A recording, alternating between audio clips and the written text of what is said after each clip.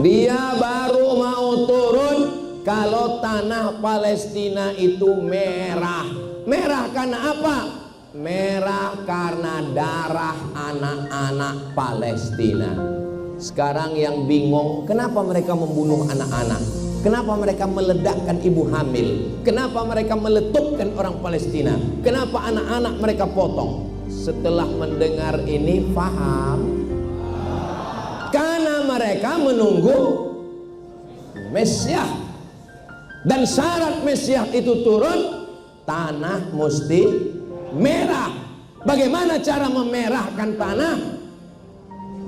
Darah anak Palestina diledakkan, diletupkan, perempuan hamil dibunuh. Orang kalau nggak ngerti sejarah ini bingung, dia nengok Palestina ini. Kok begitu ya mereka? Kok sadis ya? Tapi kalau orang ngerti sejarah ini, Ustadz baca di buku apa? Nama kitabnya Tarikh Ad-Diyanah Al-Yahudiyah. Sudah diterjemahkan ke dalam bahasa Indonesia, sampulnya warna hitam, Sejarah Agama Yahudi. Nama penerjemahnya Abdul Somad.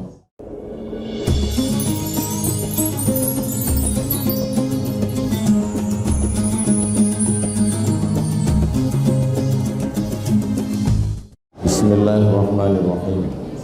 Assalamualaikum warahmatullahi wabarakatuh.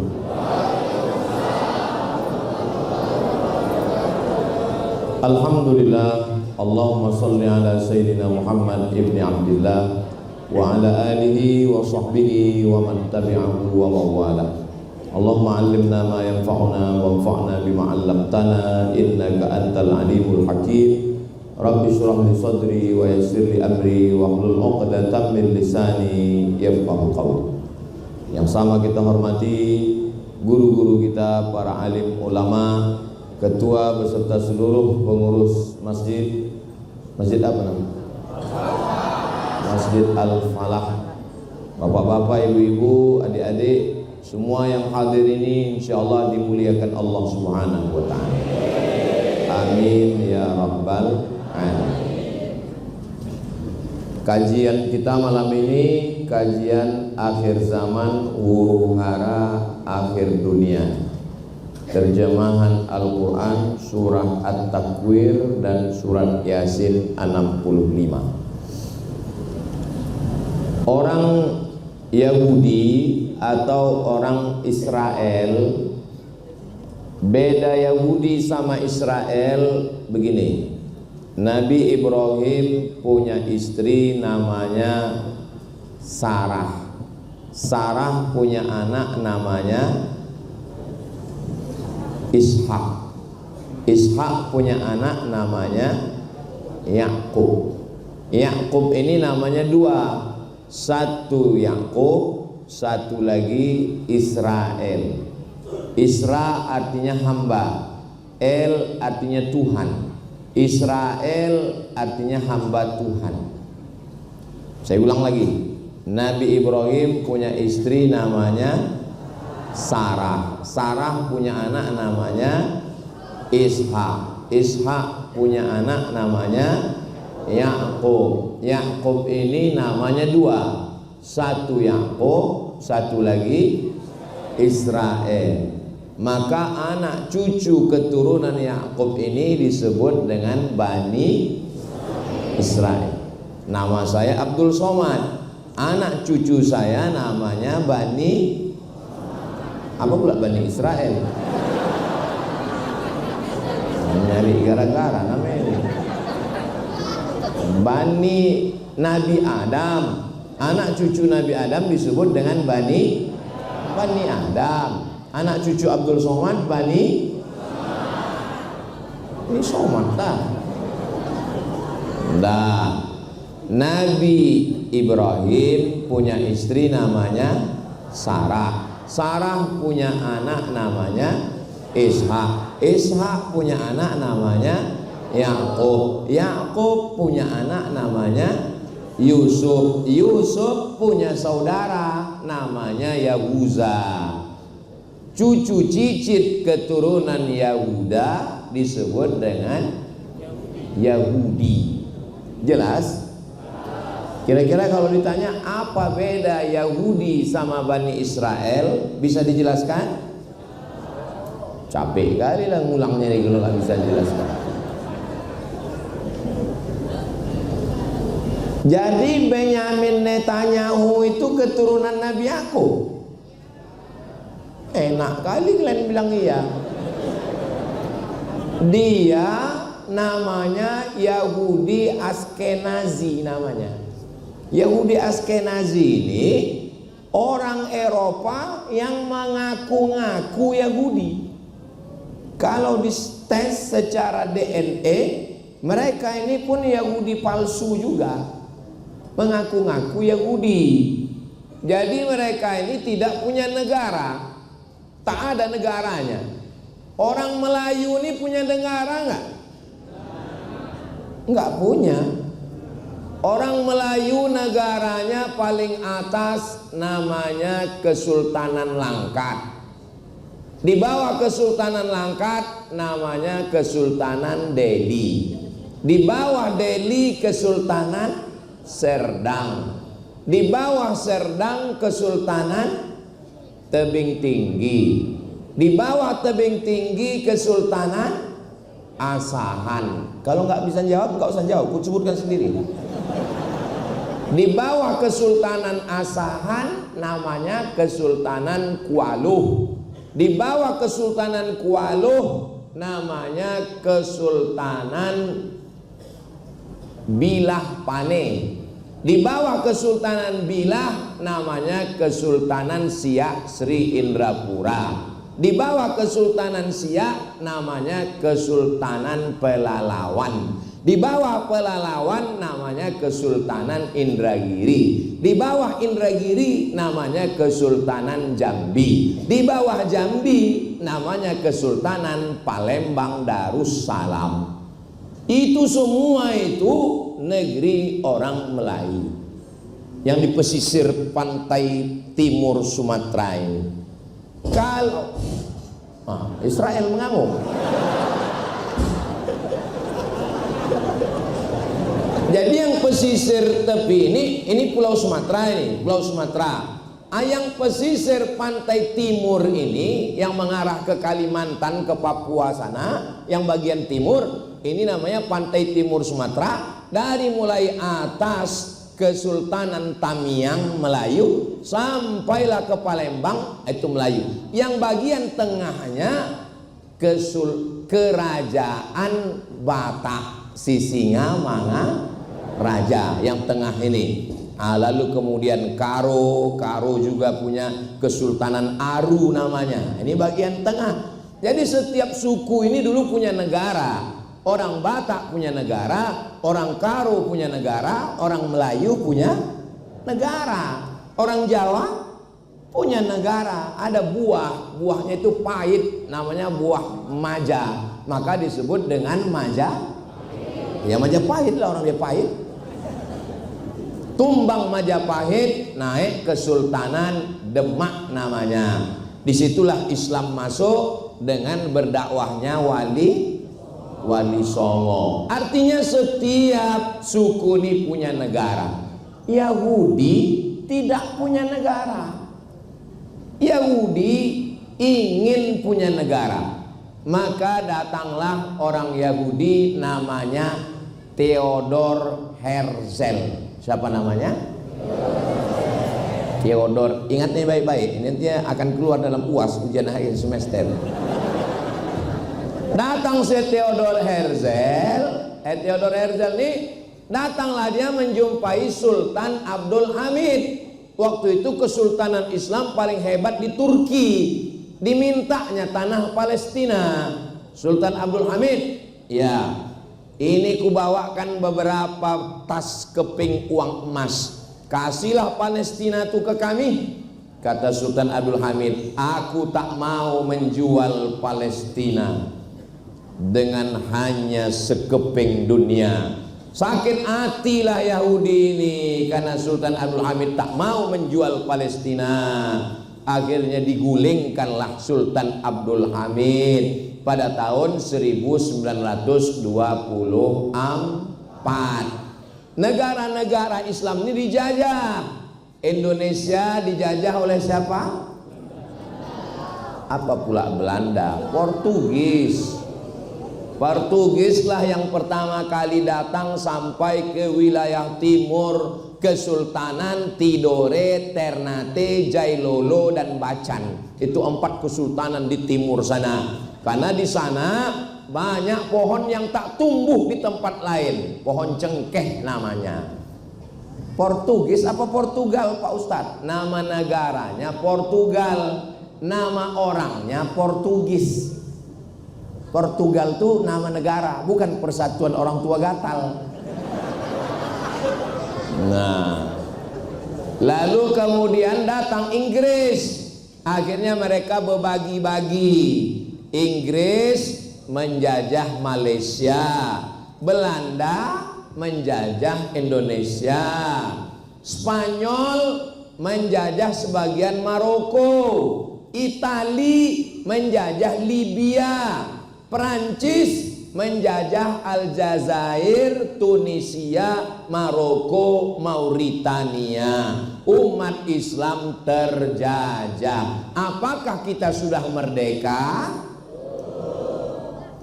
Belum.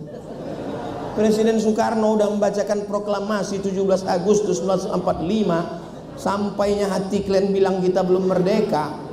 Berdarah-darah mereka memerdekakan negeri ini. Meninggal si Singamangaraja 12 ditembak oleh Belanda. Enak pula kalian bilang Indonesia ini belum merdeka. Orang Aceh dipancung sama Belanda, sama Tengku Umar. Dibuang seorang perempuan bernama Cut Nyak Din ke Sumedang. Jahatnya.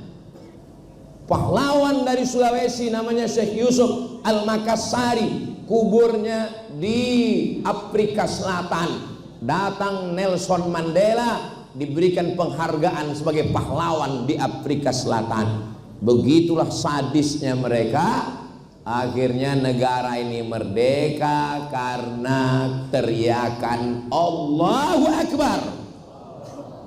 Berarti udah 15 menit aku ceramah.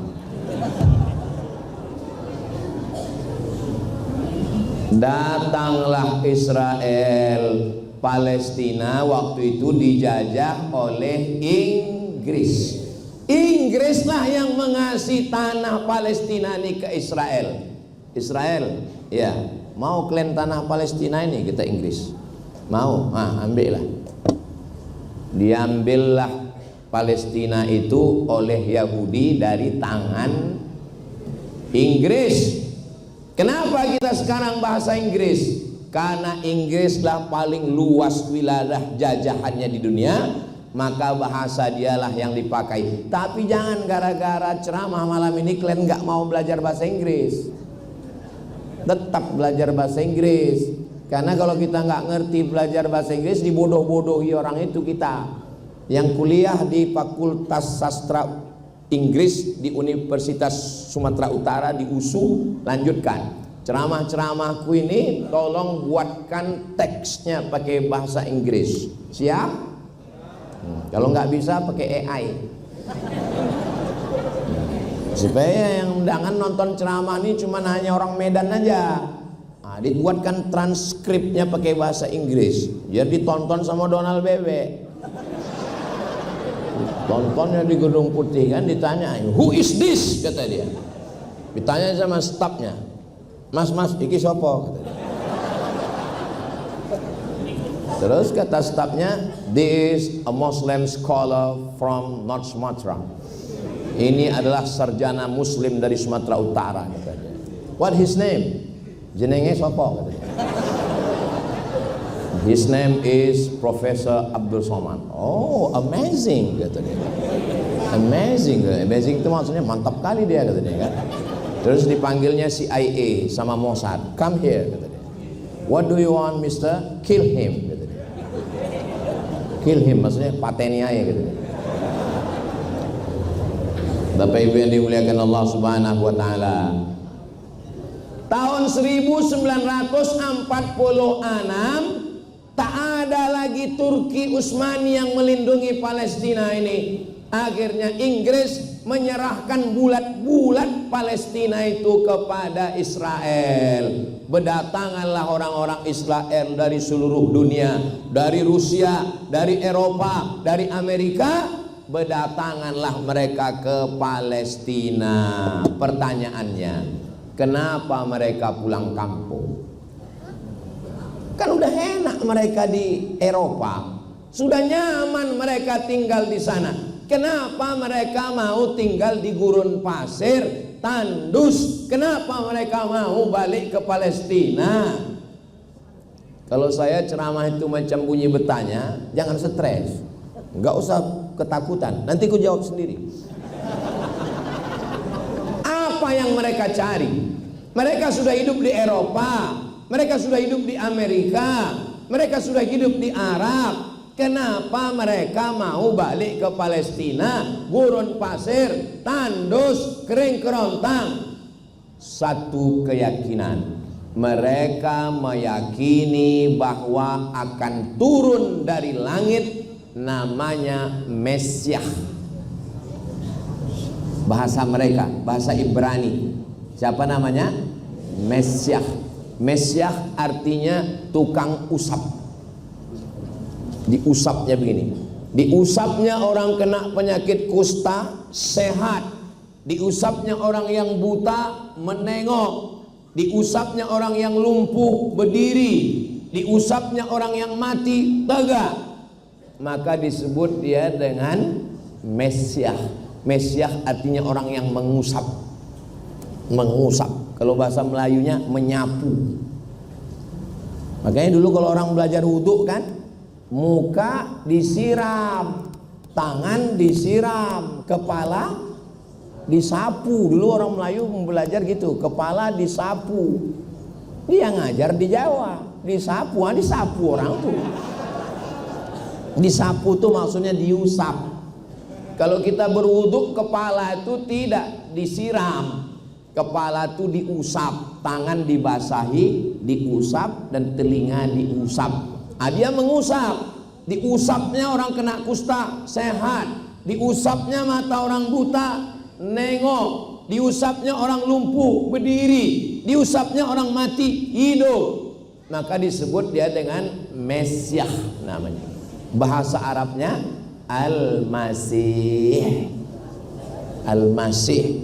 Jadi kalau begitu Pak Ustadz, kita sama-sama menunggu Al-Masih. Kita juga sedang menunggu Al-Masih. Yahudi juga sedang menunggu Mesiah. Yang asli namanya Al-Masih Isa ibnu Maryam. Yang KW namanya Al-Masih Dajjal. Makanya sebelum salam kita minta 5. Allahumma inni a'udzubika min adzabi jahannam wa min adzabil qabri wa min fitnatil mahya wal mamat wa min syarri fitnatil masih. Aku nggak pernah baca itu Pak Ustadz. Iyalah, tasyahud kau sampai fil alamina innaka hamidum majid. Coba teruskan. Allahumma fir lima qaddamtu wa ma akhartu wa ma asrartu wa ma a'lantu wa ma asraftu wa ma anta a'lamu bi minni antal muqaddim wa antal muakhiru la ilaha illa anta subhanaka inni kuntu minadh dhalimin. Tambah 5. Allahumma inni a'udzubika min adzabi jahannam wa min adzabil qabri wa min fitnatil mahya wal mamat wa min syarri fitnatil masih dajjal. Sama, mirip dia macam Al-Masih Isa, tapi yang ditunggunya adalah Al-Masih Dajjal. Menurut keyakinan mereka, Al-Masih Dajjal ini akan turun. Syaratnya apa? Syaratnya Yahudi dari Amerika, Yahudi dari Eropa, Yahudi dari Maroko, Yahudi dari Rusia, semuanya mesti kembali ke Palestina. Pertanyaannya, sudah kembalikah Yahudi ke Palestina? Kita tanya sama Google, berapakah orang Yahudi sekarang di Palestina? Kadang zaman sekarang ini bagus kita nanya sama Google daripada sama orang. Berapa Yahudi di Palestina? Tapi kalau mau nyari tempat ceramah jangan tanya di Google. Kami berapa kali ke kuburan diarahkannya. Kutanya sama dia tadi, berapa Yahudi di Palestina? 7,2 juta orang Yahudi sudah balik ke Palestina dari Amerika, dari Rusia, dari Eropa, kembali mereka ke Palestina. 7,2 juta Yahudi sudah kembali. Tujuannya untuk apa? Orang bingung. Ini bukan masalah agama, ini adalah masalah politik. Kepala kau politik. Ngapain orang itu balik mau rebut tanah tandus? Ini keyakinan mereka. Mereka meyakini bahwa Mesias itu turun nanti di Palestina. Syarat yang pertama, dia mesti disambut oleh orang Yahudi. Itulah keyakinan mereka. Sama. Saya kan mau turun ke sini tadi setelah Yahudi pula. Setelah jamaah ini ramai. Saya tanya tadi, gimana Ustaz Iqbal? Turun kita? Jangan dulu. Yahudi belum kumpul kata dia. Astagfirullah, Yahudi. Jamaah belum kumpul. Jadi Mesiasnya itu sekarang lagi sedang nunggu ditengoknya. Udah ramai belum kata dia? Belum, nantilah kata dia. Nantilah aku turun kata dia. Nanti udah agak-agak rame baru kita turun ya kata dia. Nah, begitulah sekarang sedang nunggu. Menurut mereka ini ceritanya, menurut mereka. Syarat yang kedua apa lagi? Baru turun Mesias tadi. Tanah Palestina itu mesti merah. Tanah warnanya hitam, coklat.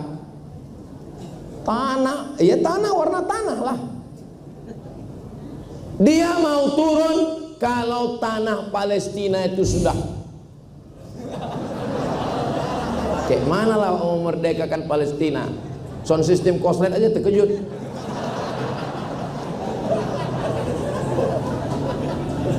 Dia baru mau turun kalau tanah Palestina itu merah. Merah karena apa? Merah karena darah anak-anak Palestina. Sekarang yang bingung, kenapa mereka membunuh anak-anak? Kenapa mereka meledakkan ibu hamil? Kenapa mereka meletupkan orang Palestina? Kenapa anak-anak mereka potong? Setelah mendengar ini paham? Karena mereka menunggu Mesias. Dan syarat Mesias itu turun, tanah mesti merah. Bagaimana cara memerahkan tanah? Darah anak Palestina diledakkan, diletupkan, perempuan hamil dibunuh. Orang kalau nggak ngerti sejarah ini bingung, dia nengok Palestina ini. Kok begitu ya mereka? Kok sadis ya? Tapi kalau orang ngerti sejarah ini, Ustadz baca di buku apa? Nama kitabnya Tarikh Ad-Diyanah Al-Yahudiyah. Sudah diterjemahkan ke dalam bahasa Indonesia. Sampulnya warna hitam. Sejarah agama Yahudi. Nama penerjemahnya Abdul Somad. Ini orang.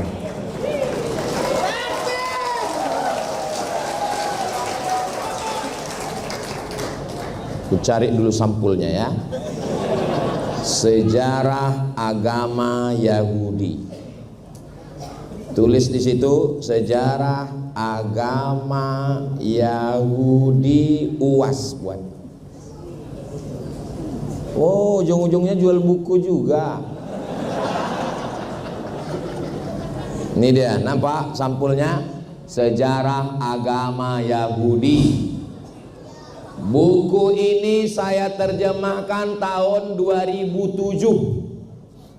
20 tahun yang lalu buku ini sudah saya terjemahkan.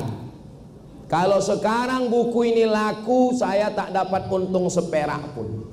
Karena sudah saya terjemahkan, saya serahkan ke penerbit, habis itu dicetak orang itu. Saya sudah jual habis. Mestinya dulu saya cetak sendiri. Kenapa Ustadz jual habis? Aku nggak tahu bakal viral. Kusangka dulu aku hanya ustadz biasa aja. Siapa yang tahu kita akan jadi profesor doktor sehebat ini kan? Mana kita tahu. Ku terjemahkan, habis ku terjemahkan, ku kasih penerbit, dicetak orang itu. Sekarang pas acara bedah menjadi Israel nih, ku tengok. Udah, kalian selesaikan dulu masalah sama Yahudi ini.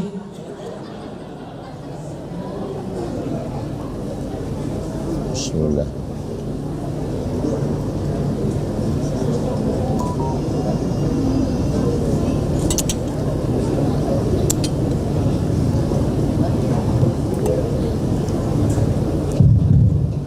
Saya malasnya ceramah kalau bermasalah sound systemnya ini, mesti diulang lagi dari awal. Udah. Inilah hebatnya ceramah di Masjid Al-Falah ini. Asal habis 20 menit ganti mic baru. Hebat. Saya udah banyak lah saya ceramah. Biasanya sampai bebusa nggak berganti-ganti. Di sini 20 menit ganti. Hebatnya masjid. Padahal kalau ditengok bangunannya macam-macam lapunya. Tapi mikrofonnya luar biasa. AC-nya tengoklah, kanan kiri AC, tapi panasnya minta ampun.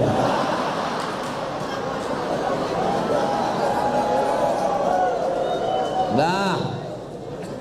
Mesiah tadi mau turun, syarat yang pertama Yahudi mesti balik karena dia mau disambut oleh Yahudi. Yang kedua, tanah mesti merah karena dibunuh anak-anak Palestina. Yang ketiga, dia mau ditanam pohon, pokok kayu. Dia tidak mau pokok sawit. Apa pokok yang dia mau? Nama pokoknya Syajaratul Gharqad namanya. Pohon gharqad. Bagaimana pokok gharqad itu Pak Ustadz? Tulis di Google. Alif lam ghain ra qaf dal al-gharqad. Enter, pilih image, gambar, nampak. Nggak bisa handphoneku nulis alif lam Pak Ustadz, berarti belum masuk Islam. Mu'allafkan dulu dia. Itulah yang dikatakan Nabi dalam hadis sahih, nanti akan terjadi peperangan di akhir zaman, semua akan menolong tentara Islam kecuali satu pokok kayu namanya Syajaratul Gharqad. Dari Kairo kami naik mobil 1 hari sampai ke Arish. Dari situ kami terus lagi sampai ke satu kota namanya Rafah. Tahun 1999 saya ke Rafah. Rafah ini macam Medan dibagi 2. Sebelah punya Mesir, sebelah diambil Israel. Di tengah itu pagar listrik dengan tekanan tinggi listrik, nggak boleh dipegang. Jadi kami menengok dari jauh. Kalau dipegang terbakar kita. Nampaklah dari jauh pohon tinggi. Saya tanya, Syekh, ayu syajaratin tilka, pohon apa itu? Kata Syekh menjawab, Syajaratul Gharqad. Mereka memang tanam hijau pohon gharqad. Kenapa? Karena mereka nanti akan berlindung di balik pohon gharqad. Begitulah keyakinan mereka. Dan disitulah makin yakin saya tentang hadis Nabi Muhammad sallallahu alaihi wasallam. Enggak ada ditanam orang tuh pokok mangga. Enggak ada musangking. Gharqad ditanamnya karena dia yakin di situ nanti dia akan berlindung waktu perang. Apalagi mereka paling sakit hati sama Kaisar Nebukadnezar. Siapa namanya? Kaisar Nebukadnezar, Raja Babel. Babel itu Babelonia, sekarang Irak, bukan Bangka Belitung. Karena Nebukadnezar ini dulu meluluh lantakkan Yahudi, maka mereka marah dengan Irak. Itulah kenapa syarat Mesiah ini turun, Irak harus dihantam. siapapun presiden Amerika yang naik, maka program pertama adalah menghantam Irak. Waktu George Bush naik, apa yang pertama dihantamnya? Irak, ditembaknya Irak. Ustadz kok tahu? Saya selesai kuliah di Al-Azhar Kairo tahun 2002. Waktu haji ke Makkah jumpa sama kawan-kawan dari Irak. Mat, kau mau S2 kemana? Aku mau S2-nya lagi nyari yang gratis. Oh, kita ke Baghdad aja. Apa nama universitasnya? Namanya Universitas Saddam Hussein. Berapa biaya kuliahnya? Free, gratis. Bisa haji tiap tahun naik bis dari Baghdad ke Madinah. Saya pun sudah menentukan arah. 2002 aku akan S2 ke Baghdad. Begitu saya selesai kuliah, datang George Bush, ditembaknya Baghdad. Universitas Saddam Hussein rata dengan tanah. Itulah maka saya gagal S2. Habis itu saya pun balik ke Malaysia, dari negeri 1000 menara ke negeri 1000 makcik. Malaysia. Masuk saya ke UKM, University Kebangsaan Malaysia. Di sana saya 2 semester. Habis itu saya tetap mencari beasiswa. Akhirnya saya dapat beasiswa di Maroko. Begitu ceritanya. Maka saya ingat betul Baghdad ini dipukul habis. Setiap presiden Amerika naik, yang dibantainya Baghdad. Kenapa Baghdad? Karena Baghdad adalah Babilonia dan orang Yahudi sakit hati sama Raja Irak. Kan bodoh kali lah Yahudi ini. Misalnya nenek moyang kita dulu ditembak Belanda, terus datanglah turis Belanda kemari. Apa kita tembak Belanda itu? Enggak kan? Kenapa? Karena yang menjajah kita dulu kan nenek moyang dia dulu. Everdome kata dia. Nenek moyang dia dulu. Mana pula cucunya? Tapi memang orang Yahudi ini dendam kesumat. Yang menghantam Yahudi Nebukadnezar 3000 tahun yang lalu. Nah, Irak sekarang dibantainya. Memang Yahudi ini gila, memang agak lain memang otaknya. Ada buku saya beli kecil di rumah, sampulnya gambar Fir'aun, gambar mumi Fir'aun. Jadi waktu zaman presiden Mesir namanya, setelah Gamal Abdul Nasir, Anwar Sadat. Memang susah ceramah dekat orang pikun memang. Setelah Gamal Abdul Nasir, nama presidennya Anwar Sadat. Jenazah mumi badan Fir'aun itu letaknya di samping Sungai Nil. Ini Sungai Nil, di samping itu ada namanya Tahrir Square. Nanti masuk ke Tahrir Square menengok Fir'aun. Tanya aja sama polisi, ihdinas siratal Fir'aun. Tunjukkan saya mana jalan Fir'aun. Saya pun naiklah ke atas mau jumpa Fir'aun. Saya tanya security, huwa fin? Fir'aun di mana? Saya bilang di atas katanya. Hebat juga, di atas juga. Walaupun dah mati dia di atas. Pas saya mau masuk ke kamar Fir'aun, bergetar jantung saya. Kenapa? Tiketnya mahal. Ketulis di sini $100. Padahal di bawah udah bayar. Bayar lagi. Masuk ke dalam, saya bawa kamera mau foto, no picture, mamnu'ut taswir, nggak boleh pula dipoto. Makanya kalau ada orang bilang jangan foto saya, berarti dia di dalam kaca, macam akuarium begini aja. Karena udah bayar mahal, rugi nggak kita tengok kan? Saya tengoklah dekat-dekat. Tengok rambutnya ini macam rambut jagung merah, hidungnya mancung melengkung gitu. Nggak berbaju, pakai anduk aja. Makanya kalau ada orang suka pakai anduk aja, pakai anduk. Matanya mulut, saya tengok jari-jari ini panjang kurus-kurus. kuku panjang. Saya tengok lama seperti.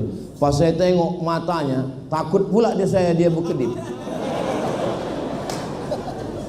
Jadi pada zaman Presiden Anwar Sadat, waktu itu panglima perang Israel ini namanya Musa Dayan. Coba cari gambar Musa Dayan, jenderal angkatan darat panglima perang Israel yang matanya buta sebelah. Musa Dayan. Kata Musa Dayan, Presiden Anwar Sadat, ya, ini mumi Fir'aun ini kena virus, nanti busuk dagingnya. Terus tolong kita bawa ke Prancis supaya diobati. Akhirnya Presiden Prancis namanya De Gaulle.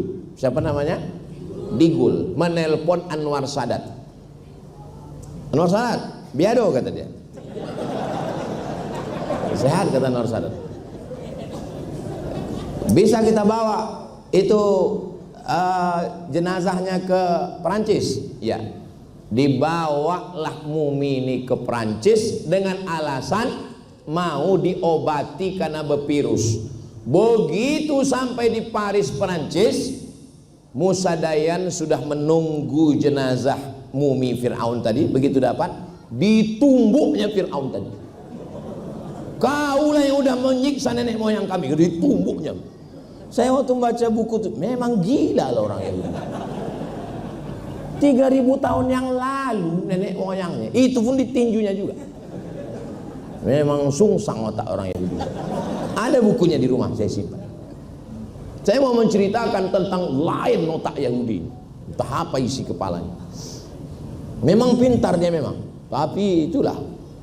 Lalu kemudian mereka tetap sakit hati dengan Nebukadnezar, maka dia menghantam Irak. Irak mesti dihantam. Kenapa? Membalaskan sakit hati karena terusirnya orang Yahudi.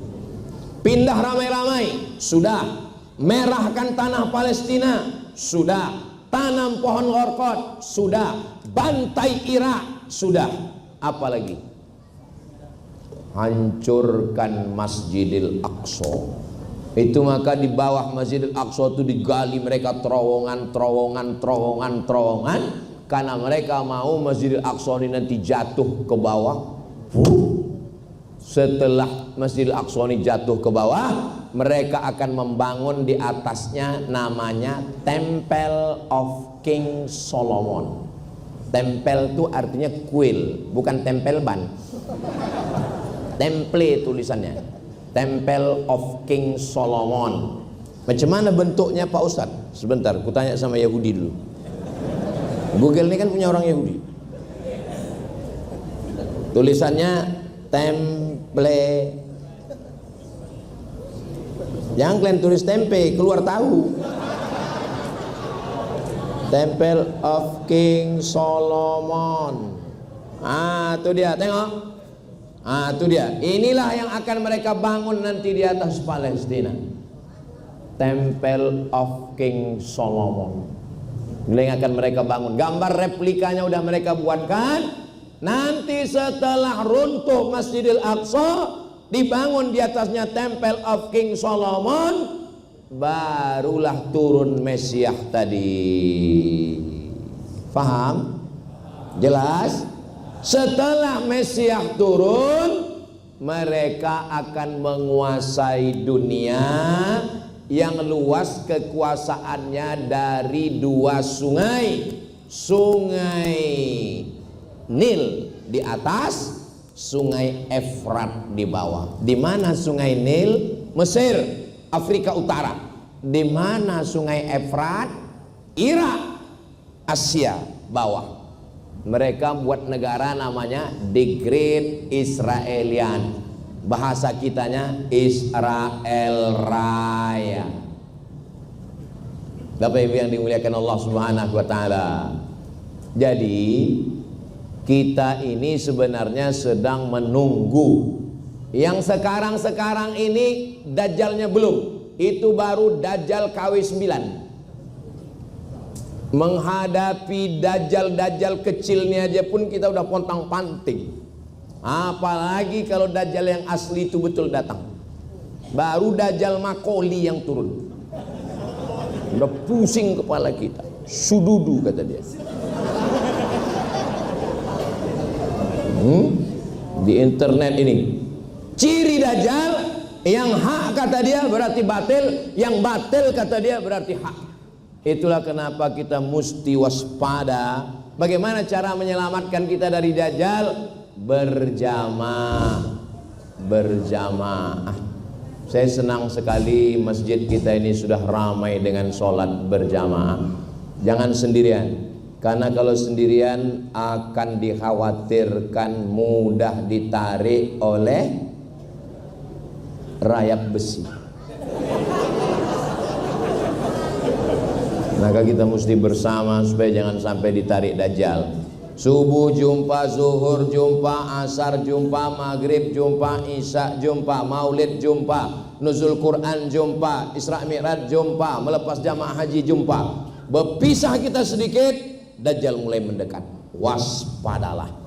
Kejahatan terjadi bukan karena ada niat dari pelakunya, tapi karena ada kesempatan, kata Bang Naki. Jadi kalau kita udah rame-rame begini, insya Allah masalah masjid ini nggak ada masalahnya. Masjid ini udah bagus, kipasnya hidup semua, AC-nya hidup semua, tapi panas juga. Kenapa? Ya karena memang musimnya lagi begitu sekarang.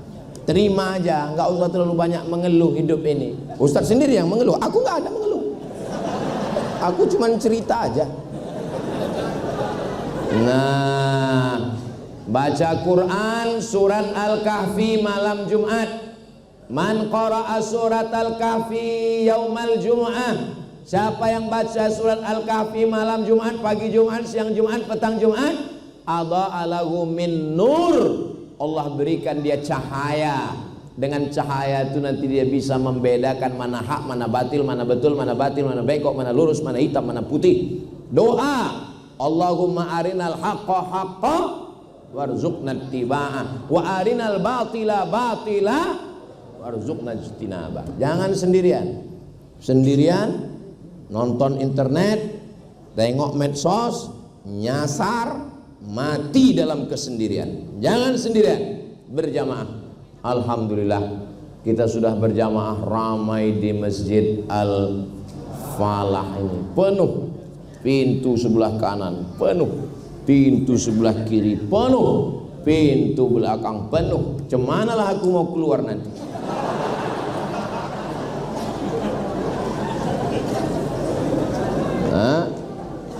Jadi nanti Pak Ustadz akan turun, Al-Masih Dajjal ini turun.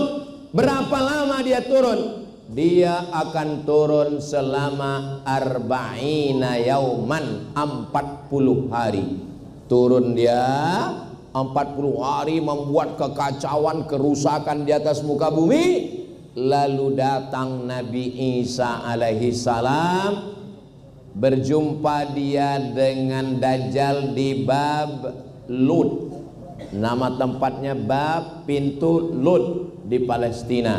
Ketika Dajjal menengok Nabi Isa, yadzubu kama yadzubul milhu fil ma'. Dia pernah menengok garam masuk ke air, garam kasar masukkan ke air, larut. Begitulah dia meleleh menengok Nabi Isa alaihi salam. Nabi Isa lah yang bisa membunuh Dajjal. Cuman yang jadi masalah nanti, kita ini ikut Nabi Isa atau ikut Dajjal? Ikut dua-dua. Pasang dua kaki namanya itu. Mudah-mudahan Allah menyelamatkan kita insyaallah. Saya meminta kepada Allah, ya Allah, kalau bisa waktu Dajjal turun, Al-Masih turun, kalau bisa aku udah mati. Karena tak sanggup aku sampai aku salah pilih, karena dia mirip. Dia menunjuk orang mati. Ya sama imtiri, ai langit turun hujan, turun hujan. Ya ardi umbuti, ai tanah tumbuh tanaman, tumbuh tanaman. Ya mayit qum, wahai mayit berdiri tegak. Orang lumpuh diusapnya sehat, orang kusta diusapnya sehat, orang buta diusapnya sehat. Orang menyangka dia Al-Masih, padahal dia adalah Al-Masih Dajjal. Turun Nabi Isa alaihissalam, berjumpa dengan Dajjal di bab Lut, meleleh Dajjal itu macam garam meleleh kena air. Nabi Isa lah yang berhasil membunuh Dajjal. Nabi Isa hidup selama 40. Oh, kalau begitu dia 40 tahun. Dua pendapat. Pendapat yang pertama mengatakan 40 tahun. Pendapat yang kedua mengatakan 7 tahun. Kenapa pendapat kedua mengatakan 7 tahun? Karena umur Nabi Isa waktu diangkat 33. Kalau meninggal umur 40 berarti 33 tambah 7, kurang 7 tahun. Yang mengatakan 40 dia pahami tekstual 40 tahun. Masalah Nabi Isa hidup 40 tahun lagi atau 7 tahun lagi nggak usah kita urus. Yang perlu kita urus berapa menit lagi ceramah ini. Tadi saya mulai jam 9 kurang 15. Sekarang sudah jam 9.30. Berarti 15 menit lagi saya ceramah. Lalu kemudian setelah 40 tahun bisa 7 tahun menggenapkan 40. Apa yang dilakukan Nabi Isa? Yukasirus solib, menghancurkan berhala salib. Wa yaqtulul khanazir, membunuh babi-babi. Wa yada'ul jizyah, menghapuskan pajak. Nah, jadi Bapak Ibu yang mengeluh sekarang pajak STNK, BPKB, pajak tanah, sabarlah, nanti Nabi Isa turun hilang pajak ini. Wa yada'ul jizyah. Lalu kemudian setelah itu dunia sudah adil, damai, adem, ayem.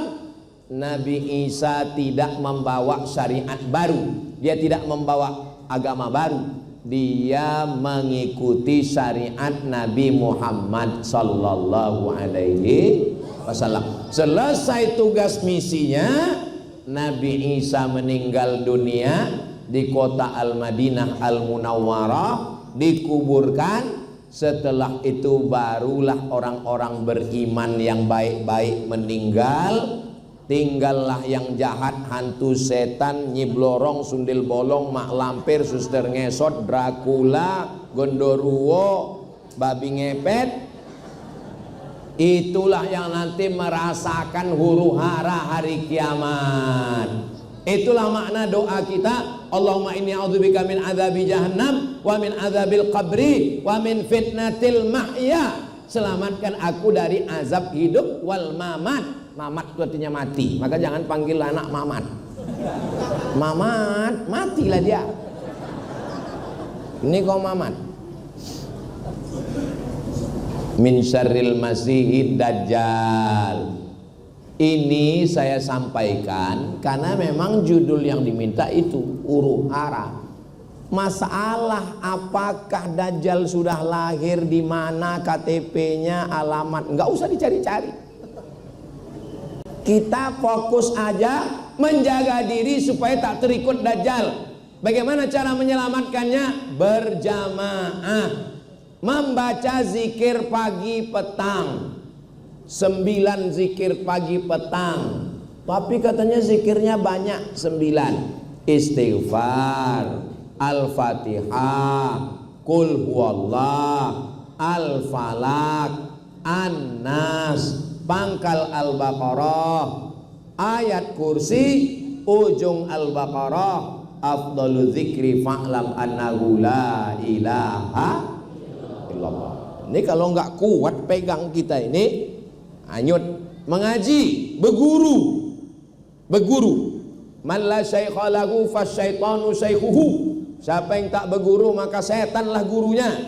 Berguru yang akidahnya. Boleh kami mengaji di internet? Boleh. Tapi cari guru di internet itu 3. 1, akidahnya mesti ahli sunnah wal jamaah. Wujud qidam baqa mukhalafatu lil hawadisi qiyamuhu binafsihi wahdaniyah kudrat, iradat. Jangan lagi hanya ceramah, ngaji pakai kitab. Pergi ke Ismailiyah Al-Wasliyah, pergi ke Unifa Muallimin Sisingamangaraja, minta satu ustadz mengajarkan kitab tauhid, nama kitabnya Al-Husunul Hamidiyah, ngaji sifat 20 untuk menguatkan akidah. 2, fikihnya mazhab Syafi'i. Indonesia, Malaysia, Brunei, Patani Thailand, Moro Filipina, itu semua ikut mazhab Syafi'i. Maka pakai apa kitab yang dipakai? Fathul Qorib Syarah Matan Takrib. Tolong ngaji pakai kitab. Kalau Masjid Al-Falah sudah ngaji pakai kitab, alhamdulillah. Ngaji tabligh akbar penting, ceramah penting, tapi ngaji berkitab nih penting. Jamaah beli, baca, tengok, hatamkan, terjemahkan. 3, akidah, fikih, akhlak. Akhlaknya Ihya Ulumuddin Imam Al-Ghazali, tebal Pak Ustadz, 4 jilid. Kapan kami mau khatam? Ringkas, dibaca di Muallimin Al-Wasliyah. Nama kitabnya Mau'izatul Mukminin, ringkasan Ihya Ulumuddin, 1 jilid tipis. 3 itu aja udah paten, itu udah pakai bahasa Arab Pak Ustadz. Iyalah, mana ada kita sholat pakai bahasa Indonesia? Berdoa boleh, tapi kalau sholat, dulu memang pernah di Turki pakai bahasa Turki. Waktu zaman Mustafa Kemal Atatürk, siapa yang pakai bahasa Arab? Pancung. Sempatlah di Indonesia ini ada presiden yang melarang pakai bahasa Arab. Oh, macam-macam bunyi azan. Allah gede banget, kata orang Jakarta. Bapak Ibu yang dimuliakan Allah, mudah-mudahan Allah tetap menjaga Republik Indonesia ini. Baldatun thayyibatun wa rabbun ghafur. Jadi tak usah kita cari-cari Dajjal ini mana. Ini banyak orang ini sekarang mencari-cari Dajjal, dibacanya hadis cocok-cocokkannya. Dajjal itu matanya buta sebelah. Asal ditengoknya kawan buta sebelah, ada Dajjal nih. Nggak usah begitu. Nggak usah kita cari-cari dia. Yang penting kita jaga diri kita, ngaji yang benar, ibadah yang benar, berjamaah, bersihkan niat, puasa sunat, berzikir, bersolawat, bersodakoh, ikuti sunnah-sunnah Rasulullah SAW, berdakwah, selamatkan tetangga, jiran, kawan, sahabat. Medan ini tempat orang yang sudah teruji keimanannya. Polisi, tentara, dandim, dan ramil, panglima, dari Sabang sampai Papua, Sulawesi, kalau udah ditempatkan di Medan ini, lulus dia di Medan ini, baru bisa jadi tempat lain jadi pemimpin. Kenapa? Karena memang Medan ini luar biasa. Di sini multi etnis, multi suku, multi agama. Di sini ada orang Tionghoa. Apa nama kampungnya? Yang ada rumah Cong Api, Kesawan. Di sini ada saudara kita dari India, Kampung Madras. Jadi ada di sini komunitas. Makanya jangan ajari orang Medan tentang toleransi. Kalau kau mau ngajar orang Medan ini, telur asin aja lah. Kalau toleransi nggak usah kau ajar. Ratusan tahun mereka udah berdampingan di sini. Makanya kalau ada mau merusak, mengobok-obok Medan ini, insya Allah Allah menjaga Sumatera Utara ini, insya Allah. Jangan mudah diadu domba, karena yang mau diadu itu hanya domba yang mau kita sembelih kurban nanti. Menyipak ke muka, menendang ke belakang, menyikut ke kiri, menanduk ke depan, itu sifat kambing. Kita sembelih nanti dia. Kalau ada kawan kita tetangga yang begitu, kita sembelih. Siap? Jangan. Main sembelih aja. Nah, jadi yang penting ini kita berjamaah, kita jaga. Kalau sudah kita jaga, masalah Dajjal tadi cukup sekedar tahu dalil-dalilnya, urutannya. Mudah-mudahan Allah menyelamatkan kita dari fitnah Dajjal ini insyaallah.